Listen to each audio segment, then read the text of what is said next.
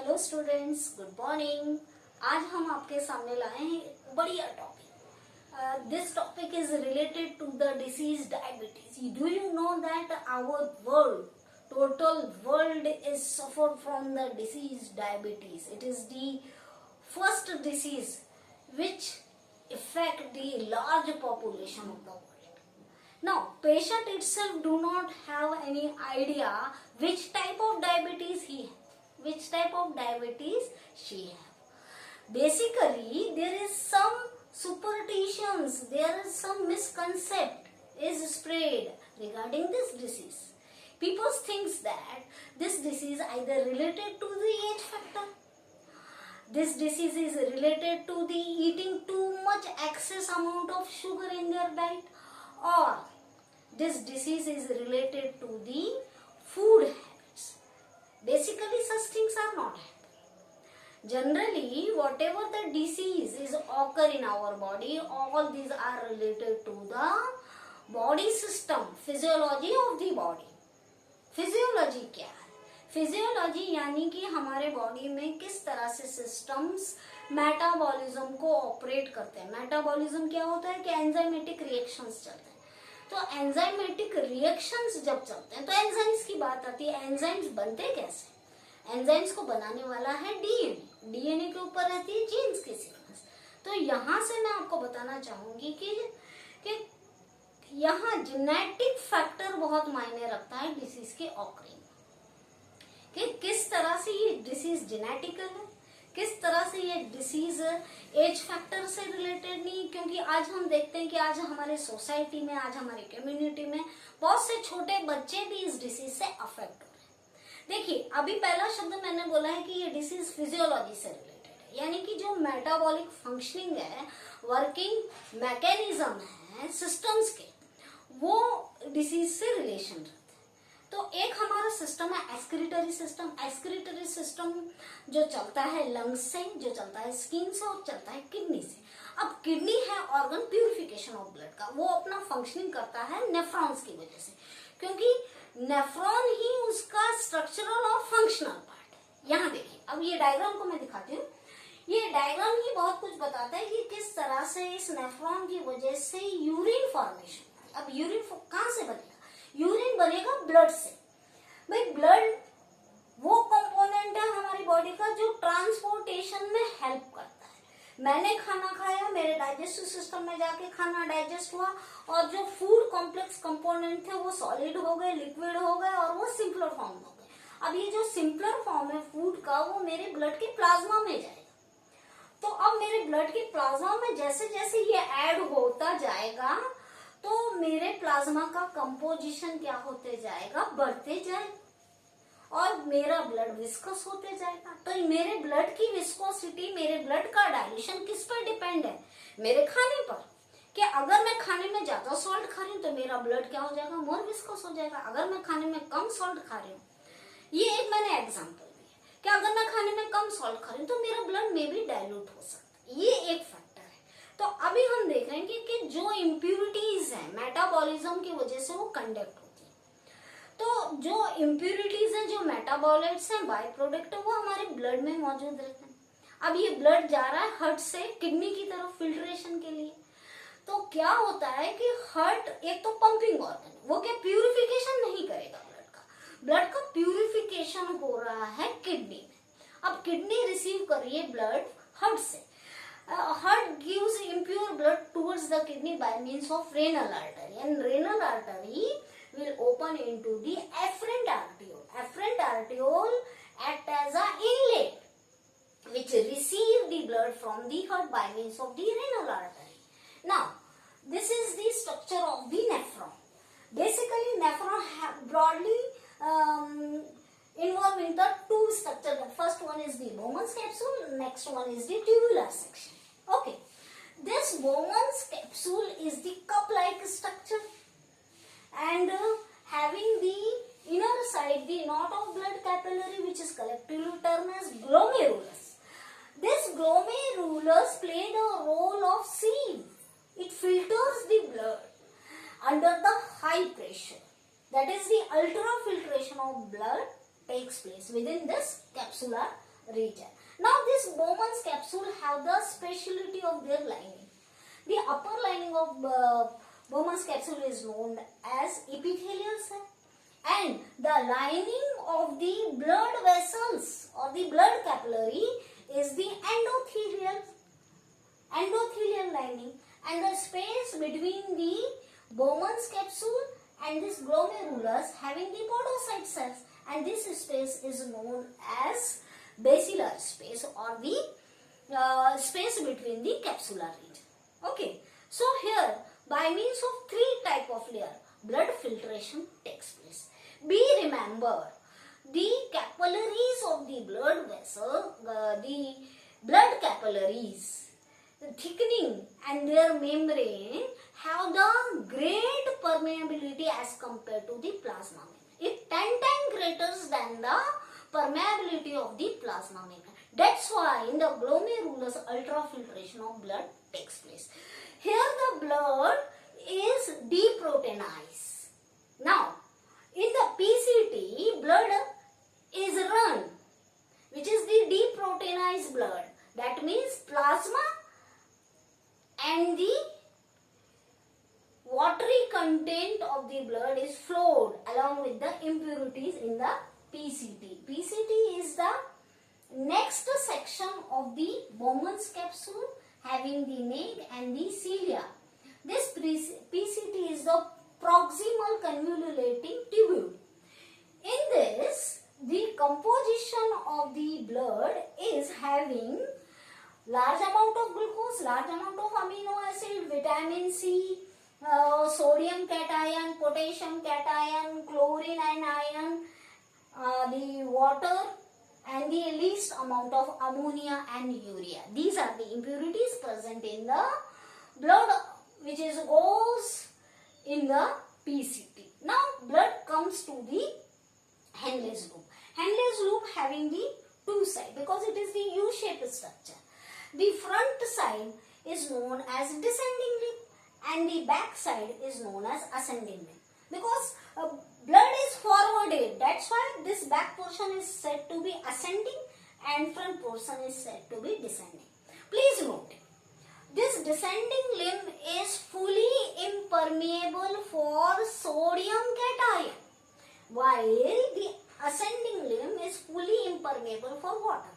Why I am telling like this? Because during the diet we are taking the salt.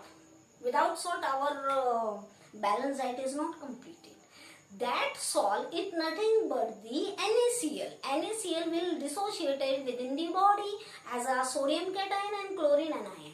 This hydrolysis or the dissociation of the salt will maintain the permeability of the cell. Permeability, if normal, the person have the feeling of appetite. If the permeability of the cell is lost, so there is lost in the appetite. देख patient को क्या होगा जब वो बीमार पड़ता है, उसे भूख नहीं लगती इन द सेंस डॉक्टर की लैंग्वेज में ये होता है कि सेल की परमेबिलिटी लॉस्ट हो गई है। तो अब ये सेल की परमेबिलिटी बैलेंस कैसे होगी? डॉक्टर बोलेगा भाई सलाइन चढ़ा दो, डॉक्टर बोलेगा भाई नारियल पानी पिलवा दो। तो भाई आपको लगने लगेगा भाई नारियल पानी में कुछ तो है, सलाइन में कुछ तो है। यहाँ तो देखिए उनमें तो कुछ है ही, वो हो गया आर्टिफिशियल सोर्स, पर हमारी बॉडी भी ट्राई करती है कि किस तरह से सेल की परमेबिलिटी मेंटेन हो। तो यहाँ डीसीटी का बड़ा रोल है, वो सेल की परमेबिलिटी को बैलेंस करने वाला फैक्टर है, क्योंकि डीसीटी में चलता है reabsorption of water and reabsorption of sodium cation. क्योंकि यहाँ क्या हो रहा है कि सोडियम क्या हो रहा है, इम्परमेबल हो रहा है डिसेंडिंग लिम्ब में, और असेंडिंग लिम्ब में वाटर इम्परमेबल हो रहा है। पर डीसीटी में क्या हो रहा है कि डीसीटी 20% रीअब्जॉर्प्शन करता है वाटर का और सोडियम कैटायन का, कि सोडियम कैटायन क्या होगा, रीअब्जॉर्ब होगा और ब्लड की विस्कोसिटी को मेंटेन करेगा। जब ब्लड की विस्कोसिटी मेंटेन होगी तो इनडायरेक्टली बीपी भी मेंटेन होगी। अब ये सारी बातें जो डीसीटी का फंक्शन है वो रेगुलेट होता है एक हार्मोन से। ये है ADH, that means the anti-diuretic hormone. Actually DCT not secret this hormone. The posterior part of the pituitary gland secrete this hormone as per the need of the body, as per the need of the system. Okay. Actually, my topic is related with the diabetes, and diabetes is related with the length of the Henle's loop and the working functioning of the ADH hormone over the DCT. Both these factors are important to develop the diabetes symptom in the person. Diabetes symptom in the person. Just see, if the length of the Henle's loop is large or it is longer, so in this case the person secrete hypertonic urine, or their urine have the hypertonic osmotic pressure. That means their urine is concentrated. Generally the mammals and the bird secrete the hypertonic type of urine secretion, and their Henle's loop is normally long. But in case if the Henle's loop is short, the organism secretes hypotonic urine. That's the condition. The length of the Henle's loop decided the concentration of the urine, because the Henle's loop selectively reabsorb the water back to the efferent. That means it is the one of the diluting factor of the blood. Okay. Now again the condition matter. If the water content of the body fluid is more, if the water content of the body fluid is more, what happens? There is no secretion of ADH hormone. Actually, ADH hormone secreted by the pituitary gland when and when only when there is a high, when there is a low water content of the body fluid. Meanwhile, if our body fluid have the large water content or the more water content, at that time the wall of the DCT and the wall of the collecting tubule is not permeable to the water. Water goes back to the efferent. Water goes back to the efferent by means of the placing the vasa rectae and the rete. Okay. So this rete and the vasa rectae reabsorb the water from the DCT in absence of the ADH hormone, and it goes to the efferent. Okay. So here is the role. It act as it constricts the wall of the DCT and the wall of the CT and makes the wall impermeable for the water. At this instant, the person secrete more diluted urine. More diluted urine. This is the case of diabetes person. Here, the person having the disease diabetes insipidus. Actually, the diabetes word is related to the large volume of urine secretion. Diabetes is the word which is related the condition large amount or large volume of urine is passes out in case of the diabetes patient. Insipidus. Insipidus is related to the tasteless, colorless urine. That means the patient do not secrete the sweet urine. That means it is the person which secrete the bulky amount of the urine, more diluted urine, but their urine do not have the glucose composition. That person is said to be diabetes insipidus. Now, second condition. If the water content of the body fluid is less, if the water content of the body fluid is less, or we can saying that the blood is more viscous, at that time the pituitary stimulate the secretion of ADH and ADH working on the DCT. Now, due to the secretion of the ADH antidiuretic hormone, the DCT now permeable for the water movement, and at this instant the more concentrated urine is secreted, passes out along the glucose. That condition is known as diabetes mellitus. Diabetes mellitus, that means patient have the urgency of maturation at a irregular interval. More maturation happens time to time along with the secretion of sweaty urine. Because mellitus is the word which is related to the honey-like secretion. That means honey is related with the sweetness of the taste. So this is the case. Now I think you well understood what is the difference between the diabetes insipidus and the diabetes mellitus.